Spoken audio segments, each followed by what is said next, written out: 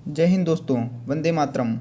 मैं सुदर्शन सिंह स्वागत करता हूं आप सभी का अपने YouTube channel Darshan classes with Shiv में एक नई वीडियो के साथ। जैसा कि मैंने आप लोगों को बताया था, हिंदी की क्लासेस हमने स्टार्ट करी थी। उसमें मैंने अभी तक 3 क्लासेस पढ़ा दी थी। आज हिंदी की हम चौथी क्लास देखेंगे और ये समास का पार्ट 1 है। आज हम समास टॉपिक शुरू करेंगे और ये समास का पार्ट 1 है, कल इसका पार्ट 2 आएगा। बहुत ही अच्छे से समझाया गया है, ध्यान से देखिएगा वीडियो को, समास ज़रूर से समझ में आएंगे। चलिए शुरू करते हैं क्लास को। देखते हैं समास की परिभाषा। समास की परिभाषा देखिएगा ध्यान से। समास 2 शब्दों से मिलकर बना है। समास 2 शब्दों से मिलकर बना है, सम और आस। समास किन 2 शब्दों से मिलकर के बना है? 2 शब्दों से मिलकर बना है, सम और आस। यहाँ पर सम का अर्थ है पास या बराबर और आस का अर्थ है बैठाना, अर्थात पास लाना। समास का अर्थ क्या है? शब्दों को पास में लाना, संक्षिप्त करना। समास को संक्षिप्त करना भी कहते हैं। इसीलिए सम और आस को जब मिला करके समास शब्द बना तो इसका अर्थ बना पास लाना या संक्षिप्त करना, यानी शब्द समूह को पास में लाना या संक्षिप्त करना। आई होप आप लोगों को समास की परिभाषा समझ में आई होगी। जैसे कि उदाहरण है, देखो पीतांबर, इसका विग्रह करेंगे तो पीला अंबर। इसका विग्रह क्या होगा? पीला अंबर। इन 2 शब्दों को जब पास में लाया गया, संक्षिप्त किया गया तो यह क्या बना शब्द? पीतांबर बना।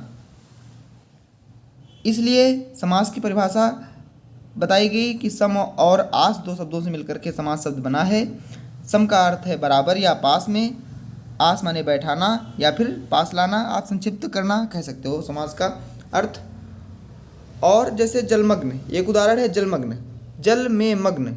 यहाँ पर जल में मग्न जो शब्द समूह है, इसको संक्षिप्त करके एक में कर दिया गया, समासिक पद बना दिया गया जलमग्न। आई होप आप लोगों को बात समझ में आ रही होगी। आगे देखेंगे विग्रह क्या होता है। विग्रह का अर्थ होता है अलग करना। जो ये पीतांबर है, इस शब्द समूह को अगर विग्रह किया जाए तो हो जाएगा पीला अंबर। इस प्रकार से इनको जो है अलग कर दिया जाएगा। जलमग्न है, इसको अलग करेंगे जल में मग्न। ये हो गया इनका विग्रह। तो समास का अर्थ है संक्षिप्त करना, शब्द समूह को संक्षिप्त करना। जैसे जल में मग्न बड़ा शब्द है, राजा का पुत्र बड़ा शब्द है। इन सबको अगर संक्षिप्त किया जाए तो जल में मग्न को जलमग्न कर दिया, राजा का पुत्र को राजपुत्र कर दिया। इस प्रकार से जो है आप लोगों को समझ में आ गया होगा। आगे देखेंगे समास के भेद। समास के भेद देखिए, समास के 6 भेद हैं। समास के कितने भेद हैं? 6 भेद हैं। समास के मुख्यतः 6 भेद हैं। पहला है अव्ययी भाव, दूसरा है तत्पुरुष, अव्ययी भाव, तत्पुरुष, तीसरा द्वंद्व समास, चौथा द्विगु, फिर बहुव्रीहि और कर्मधारय। इस प्रकार से समास के 6 भेद होते हैं। लेकिन कुछ पुस्तकों में समास के 4 भेद ही माने जाते हैं। कुछ पुस्तकों में समास के 4 ही भेद माने गए हैं, जिनमें कर्मधारय और द्विगु समास को, जो कर्मधारय और द्विगु समास है, इन दोनों समास को तत्पुरुष के ही भेद बताए गए हैं।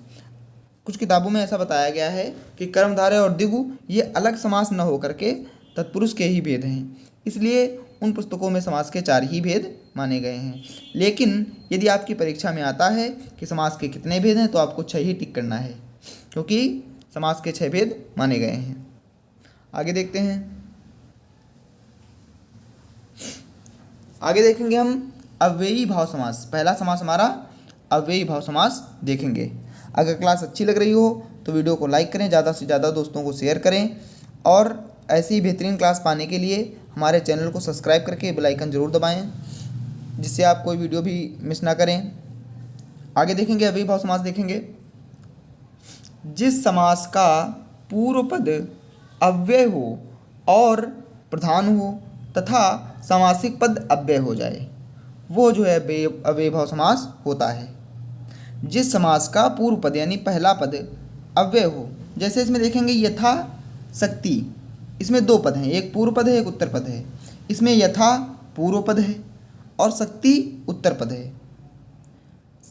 बात समझ में आ रही होगी आपको कि यथा पूर्व पद है और शक्ति उत्तर पद है, दो पद हो गए।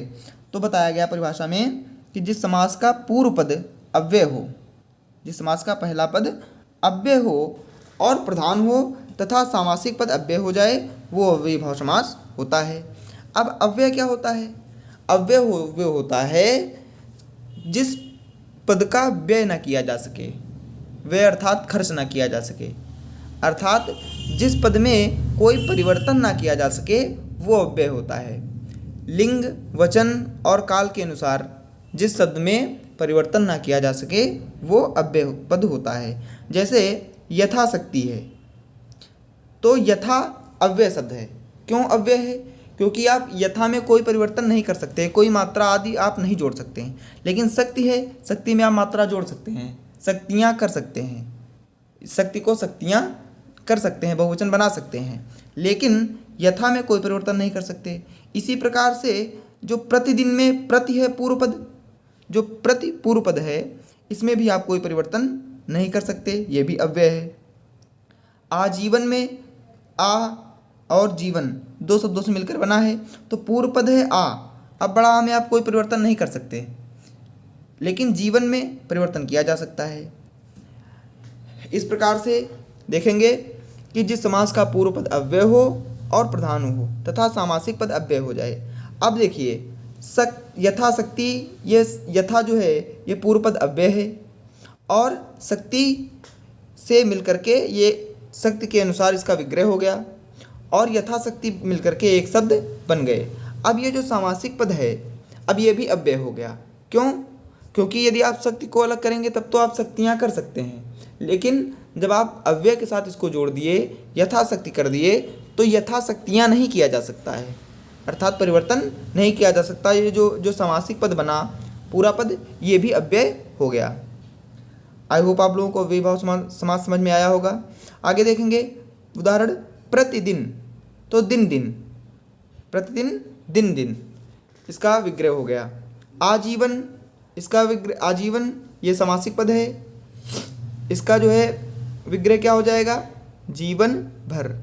आगे देखेंगे बेशक, बिना शक के, बेशक बिना शक के, ये इसका विग्रह हो गया। आई होप आप लोगों को अव्ययभाव समास समझ में आ गया होगा। आगे देखेंगे, आगे है द्विगु समास। द्विगु समास परिभाषा देखेंगे, पूर्व पद संख्यावाची अर्थात जिस समास का पहला पद संख्यावाची हो। तो जिस समासिक पद का जो पहला पद है, आप लोग को हमने पूर्व पद और उत्तर पद बता दिया, तो जिस समास का पूर्व पद संख्यावाची हो, किसी संख्या को दिखाए, उसमें द्विगु समास होता है। जैसे चौराहा, चौराहा दो शब्दों से मिलकर के बना है, एक तो हो गया चौ और दूसरा राहा, है ना। अब इसमें देखिए जो चौ है ये संख्या को दिखा रहा है, ना, तो पूर्व पद जब संख्यावाची हो वहाँ पर द्विगु समास होता है। तो इसका चौराहा का विग्रह क्या हो जाएगा? चार राहों का समाहार, जहाँ पर चार राहें, चार रास्ता मिलते हों। इस प्रकार से चौराहा में समास हो गया द्विगु समास। आगे देखेंगे उदाहरण अठन्नी, आठ आनों का समाहार, इसका विग्रह हो गया। जब आठ आना मिले तब जाकर के अठन्नी बना। आगे देखेंगे विग्रह नवग्रह, नौ ग्रहों का समाहार, नवग्रह नौ ग्रहों का समाहार, इसका विग्रह हो गया। इसी प्रकार से अगला उदाहरण देखेंगे पंचवटी, पांच वटों का समाहार। अब चूंकि पूर्व पद पंच, ये पूर्व पद संख्यावाची है, इस वजह से इसमें द्विगु समास हो गया, विग्रह हो गया पांच वटों का समाहार। अब दोपहर, दोपहर यानी दो पहरों का समाहार। अब दो संख्यावाची है और पहर समय का बोध करा रहा है। इस प्रकार से इसका चूंकि पूर्व पद संख्यावाची है इसलिए ये द्विगु समास हो जाएगा, क्योंकि द्विगु समास की परिभाषा बताई गई है पूर्व पद संख्यावाची, अर्थात जिस समास का पहला पद संख्यावाची हो वो द्विगु समास होता है। आई होप आप लोगों को दोनों ये समास समझ में आ गए होंगे। बाकी के जो बचा हुआ पार्ट है वो कल वीडियो में लेकर के आऊँगा। तब तक के लिए अगर आप लोगों को क्लास अच्छी लगी हो तो दोस्तों के पास ज़रूर शेयर करें, लाइक करें और कमेंट करें। अगर कोई भी सुझाव हो चैनल को ज़रूर सब्सक्राइब कर लें, जिससे कि कोई भी वीडियो आप मिस ना करें। और अंत में अपने माता पिता, अन्नदाता और जवानों का सम्मान करें। जय हिंद। मिलते हैं अगली वीडियो में, तब तक के लिए टेक केयर, बाय बाय।